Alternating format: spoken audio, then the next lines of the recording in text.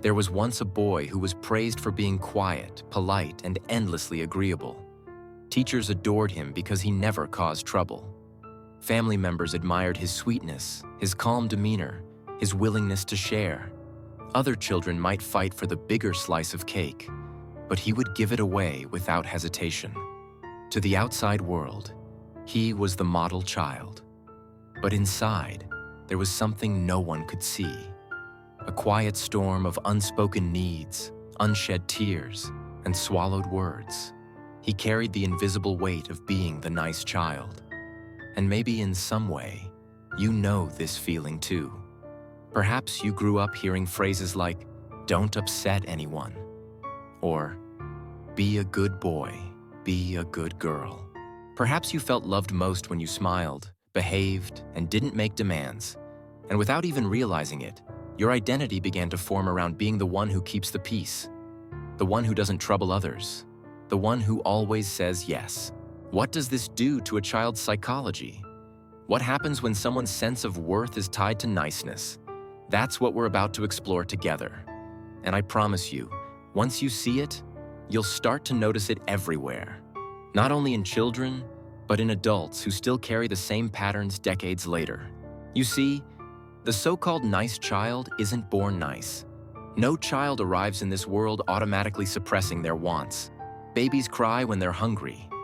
Toddlers throw tantrums when they feel unheard. Children naturally express themselves. Niceness in the sense of self-denial is learned. It's a survival strategy. It's the mind saying, if I am pleasing, I will be safe. If I am agreeable, I will be loved.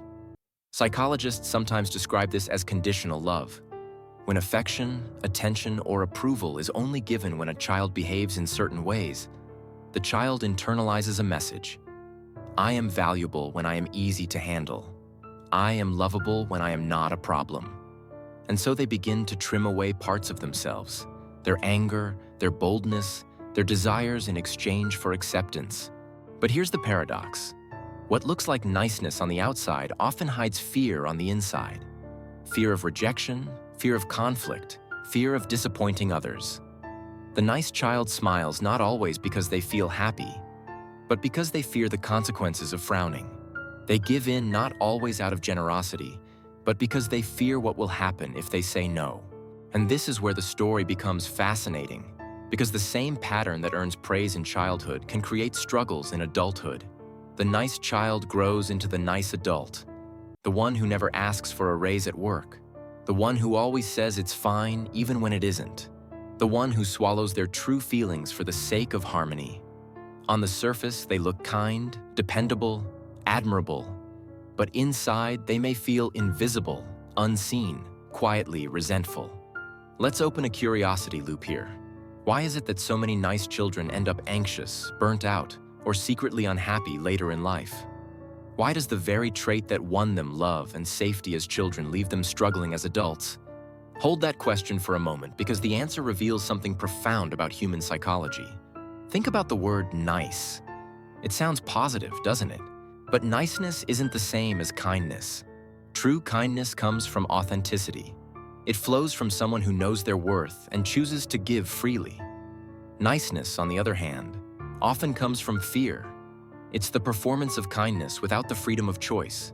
It's not I want to help you, but rather I must help you or else I'll lose love. This is where the nice child begins to lose themselves. Because in order to always be nice, they must silence parts of who they are. They learn to ignore the anger that signals injustice. They bury the sadness that needs comforting. They dismiss the desires that make them human. Slowly, they stop asking, "What do I want?" and start asking, "What do you need from me?" And little by little, they trade authenticity for acceptance. But human beings cannot thrive without authenticity. Suppressed emotions don't vanish, they linger. Silence needs don't dissolve. They echo in the subconscious. And so the nice child, now grown, may find themselves restless, unfulfilled, or strangely disconnected from their own inner world. They might struggle to answer simple questions like, "What do you really want?" Or, "What do you truly feel?" Because they've spent years training themselves not to look inward, but outward. Here's where the data from psychology backs this up. Research on people-pleasing behavior shows strong correlations with higher anxiety, lower self-esteem, and difficulty asserting boundaries. Studies suggest that children who learn to suppress negative emotions to maintain harmony are more likely to experience internal stress later in life. It's as if the body keeps a quiet record of every time the child swallowed their truth. Let me pause here and ask you something. When you look back at your own childhood, do you remember moments when being good meant being silent? Do you recall times when your needs felt too big, too inconvenient, so you hid them behind a polite smile? If so, you might understand what it's like to carry the invisible armor of the nice child. And here's the hidden cost of that armor. Relationships that feel one-sided, careers that feel stuck, lives that feel smaller than they could be. Because the nice child grows up believing that their worth depends on staying agreeable. They hesitate to take risks, to voice opinions, to chase desires that might disrupt the peace. They live cautiously, carefully, always making sure they don't take up too much space. But life doesn't reward caution in the long run. It rewards authenticity. The world may applaud niceness, but what it truly responds to, what builds connection, intimacy, and impact is truth. And truth cannot exist where fear of rejection controls the script. Now let me circle back to the question we left open. Why do so many nice children struggle later in life? The answer is because their niceness was never truly theirs. It was borrowed. It was shaped by external expectations. It was a mask they put on to protect themselves in a world where love felt conditional. And wearing a mask for too long eventually makes you forget the shape of your own face. But here's another curiosity loop to hold on to. If being a nice child can create so many invisible wounds, then how do we heal from it? How do we unlearn the patterns that once kept us safe but now keep us small? How do we step into kindness without being trapped by niceness? We'll explore that very question soon. But before we get there, let's go deeper into the psychology of why this pattern forms in the first place. Consider this. Every child studies their environment like a scientist. They notice what behaviors get rewarded and which ones get punished. If a child cries and is met with comfort, they learn that expressing pain is safe. If a child cries and is told, "Stop it, don't be dramatic," they learn that expressing pain is dangerous. Over time, these little lessons accumulate into a belief system. For the nice child, the belief is simple but powerful. Love is safest when I am pleasant. Love is secure when I am agreeable. Love disappears when I express too much of myself. And so, the child begins to edit themselves. They become skilled at predicting what others want to hear. They become experts at reading moods, anticipating needs, smoothing over tension before it even arrives. These skills may look impressive, but they come at the cost of self-connection. Because while the child becomes fluent in the language of others, they grow silent in the language of themselves. This is why many nice children, even as adults, describe feeling like they don't know who they are. They know how to play roles: the good student, the helpful friend, the dependable partner. But when asked what they truly desire, they freeze. The script runs out because the self beneath the niceness was never given enough room to grow. And maybe this is the most heartbreaking part of all. The nice child is often loved not for who they are, but for how well they erase themselves. The world praises them for their compliance, but overlooks their hidden longing to be seen in their fullness. Messy, loud, imperfect, and real. Yet, as heavy as this may sound, there is hope here. Because what is learned can be unlearned, and what was once a survival strategy can be transformed into a strength if we can understand it deeply enough. And that is where we will continue in the next part. So how does a nice child begin to heal? How does someone who grew up silencing themselves learn to rediscover their voice? The first step is awareness. Because you cannot change a pattern you cannot see. And most nice children grow into adults who don't even realize they are still living by the same childhood rules. They think their constant giving, their reluctance to say no, their tendency to avoid conflict is simply who they are. But when you peel back the layers, you find it's not identity, it's conditioning. Awareness means asking questions. Questions like, do I say yes because I want to, or because I'm afraid of what will happen if I say no? Do I stay quiet because I agree, Or because I fear rejection? Am I being kind or am I being nice at the expense of myself? These questions shine a light on the hidden motivations behind our behavior. And once you begin asking them, it becomes harder to keep lying to yourself. But awareness alone is not enough. The second step is permission. Nice children rarely give themselves permission to want, to express, to disagree. For years, they've lived with an inner censor that whispers, "That's too much. Don't say that. Don't need that." Healing begins when you start granting yourself permission slips. Permission to rest without guilt. Permission to say no without apology. Permission to take up space without shrinking. This is easier said than done because every time the nice child tries to assert themselves, an old fear rises up. The fear that love will vanish, that connection will be lost, that conflict will explode. And so the journey forward requires courage. Not the loud, dramatic kind of courage, but the quiet courage of saying, "This matters to me," even if your voice trembles. The courage of disappointing someone and realizing the world doesn't end. The courage of being disliked and learning that you can still survive. There's a beautiful paradox here. The more the nice child learns to embrace their authentic self, even the parts that are messy, opinionated, or demanding, the more genuine their kindness becomes. Because real kindness does not come from fear, it comes from freedom. And when someone gives from a place of freedom, their generosity is deeper, their compassion is fuller, and their presence is more alive. Think of it like this. Imagine two people offering you a gift. One does it because they feel obligated because they're afraid of upsetting you if they don't. The other does it because they genuinely want to because it brings them joy. Which gift carries more weight? The second, of course. Authentic kindness has an energy that forced niceness can never replicate. But let's look even deeper into the psychology. Developmental research shows that children who are allowed to express the full range of emotions, joy, anger, sadness, frustration, grow up with stronger emotional regulation. They learn that feelings are not dangerous. They are signals. Meanwhile, children who are only rewarded for positive emotions often grow up struggling to navigate the negative ones. They become adults who panic when conflict arises, who feel overwhelmed by criticism, who shut down rather than speak up. And here's the irony.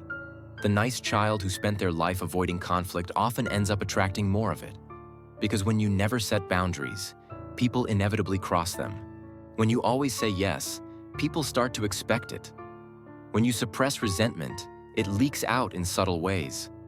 Passive aggression, withdrawal, sudden burnout. In trying to keep the peace, the nice child unknowingly creates the very tension they were trying to avoid. This leads us to another powerful curiosity loop. What happens when the nice child finally breaks? Because here's the truth. No one can wear the mask forever. At some point, the pressure of years of self-denial builds to the point where it bursts. Sometimes this looks like an emotional breakdown. Sometimes it looks like a sudden outburst. Sometimes it looks like a quiet decision to walk away from relationships, jobs, or roles that have felt suffocating. The breaking point is often painful, but it can also be the beginning of something new, the birth of a truer self. But what if we didn't wait until the breaking point? What if we could guide the nice child and the nice adult still living within us toward healing before they collapse? That is where compassion comes in. Because the nice child doesn't need judgment. They need understanding. Their niceness was never a flaw. It was an intelligent adaptation. It was the child's way of surviving, of securing love, of making sense of a confusing world. When we see it this way, we stop blaming ourselves for being too nice, and instead, start honoring the child who did what they had to do. And from that place of compassion, transformation becomes possible. Instead of saying, "I shouldn't be this way," we can say, "Thank you for keeping me safe, but I don't need this armor anymore." That shift opens the door to authenticity. So let's imagine a new story. The nice child grows up. They still carry their natural empathy, their sensitivity to others, their gentle heart, but now they also carry a backbone. They say no when they mean no. They speak their truth without apology. They allow themselves to be loved not just for their pleasantness, but for their wholeness. The good, the bad, and the messy in between. This is not the end of niceness, but the evolution of it. It is niceness transformed into strength, into true kindness, into love that includes the self as much as it includes others. And maybe this is the message you need to hear today, that it is okay to stop being endlessly nice, that it is safe to let your voice shake as you say what you really mean, that you are allowed to want, to need, to take up space, that your worth is not dependent on being agreeable. It never was. Psychologists often speak about the importance of self-differentiation, the ability to stand as an individual while staying connected to others. This is the real challenge for the nice child, to learn that you can hold on to yourself without losing love, that you can disagree without being abandoned, that you can assert yourself without becoming unkind. It's a skill, one that can be built little by little, choice by choice. Perhaps the most healing realization of all is this: you are not here to be liked by everyone. You are here to live truthfully. Some people will celebrate that, some will not. But the people who truly matter, the ones capable of real connection, will only be drawn closer when you show up authentically. Because authenticity is magnetic. It creates trust. It builds intimacy. It speaks to the deepest part of us that longs to be seen. So if you were once the nice child, or if you still are, let this be a gentle reminder. Your niceness was never a weakness. It was a sign of your intelligence, your sensitivity, your adaptability. But now you no longer need to shrink to be loved. You no longer need to erase yourself to belong.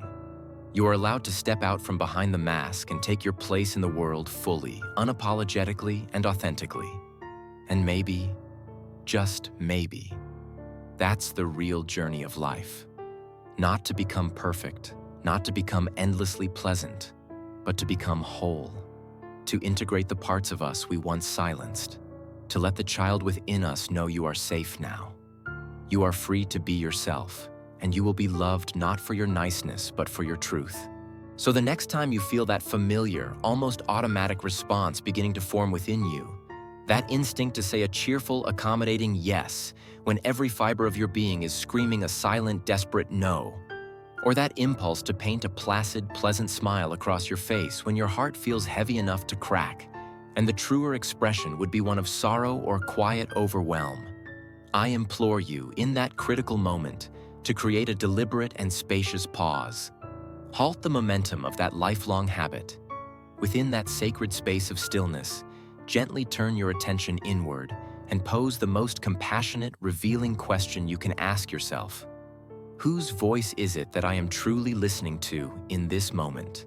Is it the voice of the fearful, adaptive child who learned long ago that love was a conditional currency, a reward to be earned through perfect compliance? Is it the voice of that younger self who crafted a core belief from scattered moments of disapproval or subtle withdrawal, concluding that their safety, their belonging, their very worthiness was intrinsically tied to their agreeability, their pleasantness, and their ability to not make waves? Is it the voice that learned to equate conflict with catastrophe and self-assertion with the terrifying risk of abandonment? That old, familiar voice that whispers the seductive lie that you must remain small, quiet, and endlessly accommodating to be worthy of connection? Or is it the voice, perhaps newer, quieter, but growing steadily stronger, of the conscious, empowered adult who you are becoming? The voice that understands, on a profound level, that real love, the only kind that is truly nourishing and sustainable, does not demand your diminishment. It is the voice that knows authentic love is not a prize awarded for good behavior, but a boundless space that can embrace the full, magnificent, and messy spectrum of your humanity. It is the voice that recognizes that your truth, even when it is inconvenient or uncomfortable, is not a threat to connection, but rather the very foundation upon which genuine, resilient intimacy is built. This is the voice that champions your right to occupy space, to have needs, to hold opinions, and to experience the entire range of human emotion without shame or apology. That single, intentional pause, as brief as it may seem, is far more than just a moment of hesitation. It is a radical act of self-reclamation. It is the deliberate and courageous choice to interrupt a lifetime of conditioning. It is, indeed, the doorway, The threshold, back to your authentic self. It is the point at which you stop being a passive actor in a script written by your past and start becoming the author of your own present. And as you take a deep, steadying breath and make the conscious decision to step across that threshold and walk through that doorway, carry with you this essential remembrance: kindness that is divorced from authenticity, that is performed out of fear or obligation, is merely a performance. It is a role you play, a costume you wear to satisfy the expectations of others. It may look like kindness from the outside, but it is hollow at its core, drained of its true power because it does not originate from your genuine heart. It is an echo without a source. But kindness that is deeply rooted in your unshakable truth, that is a force of transformative power. This is the kindness that flows freely from a wellspring of self-respect and inner integrity. It is a kindness that is chosen, not compelled. It is generous without being self-sacrificing, compassionate without being self-erasing. This is the quality of kindness that has the genuine power to change lives, to heal wounds, and to build bridges, precisely because it is real. And the first life it will irrevocably change, the most profound healing it will initiate, is your own. Because at the end of the day, when we look at the world around us with clear eyes and an open heart, we must see that what our communities, our relationships, and our collective human spirit truly need is not more nice children of any age, hiding their brilliant, unique voices behind a mask of placation. The world has had its fill of silenced songs and suppressed passions. What the world aches for, what it is desperately calling for, is whole human beings. It needs individuals who are fully alive, vibrantly expressive, and courageously embracing their full spectrum of feelings. From unbridled joy to righteous anger, from profound grief to deep contentment. It needs people who are in touch with their full range of desires and who are unafraid to honor their unfiltered, unvarnished authenticity. And maybe, just maybe, if we can each find the courage to grant ourselves that ultimate freedom, the freedom to be exactly who we are without pretense or apology, we will finally be positioned to offer the world the only kind of kindness that is truly revolutionary. Not the kind that depletes us, but the kind that nourishes us all. Not the kind that demands we erase ourselves to make others comfortable, but the kind that boldly, lovingly includes us in the circle of our own compassion. It is the kindness that says, I see you and I value you, and I extend this grace from a place that is equally whole and true within myself. And that, in its entirety, is the profound and layered story of the nice child. It is not a simple story of weakness or character flaw, but a complex narrative of intelligent survival. It is the story of a resilient spirit who developed ingenious, necessary coping mechanisms to navigate a world that felt uncertain. It is not, by any measure, a story of failure, but a powerful testimony to the human capacity for metamorphosis. It is a story of profound transformation, from a constricted self defined by the expectations of others to an expansive self, defined by its own sovereign truth. And perhaps, if you sit quietly and listen closely, with a gentle and forgiving ear to the whispers of your own history, you will recognize that this is not just a story about a boy once praised for being quiet. It is, in its beautiful, challenging, and redemptive entirety, your story too.